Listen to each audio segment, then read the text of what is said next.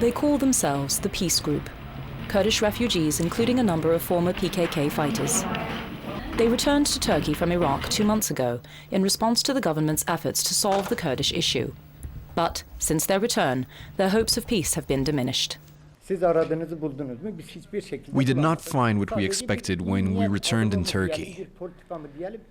The only positive thing is that none of us have been arrested and we can express ourselves freely. But the violence and the oppression against Kurds continue in the region. The decision reached by the Turkish judges to close the pro-Kurdish DTP party due to their ties to the PKK has aggravated what is already a tense situation. In the past few weeks, there have been many clashes between the Turkish police and young Kurds in southeastern Turkey. 3 people have been killed and hundreds of youths arrested. The events have been labeled by some as a Kurdish intifada.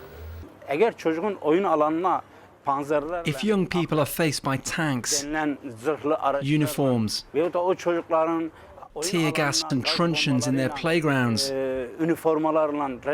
then obviously they will react emotionally.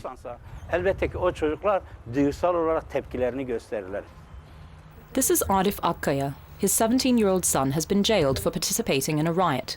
He faces 7 years in prison if his sentence is confirmed following an appeal. When they stopped my son, he was sent to the anti-terrorism department and tortured for 4 days. He was beaten and insulted in every possible way. When he was released, he experienced a psychological breakdown.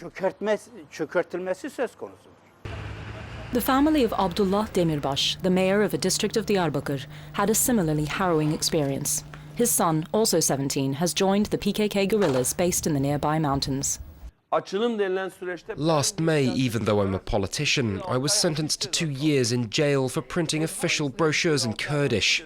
My son said, "You see, Dad, politics solve nothing. If they did, you wouldn't have been found guilty." And on May the 30th, my son was gone. My son didn't have any problems.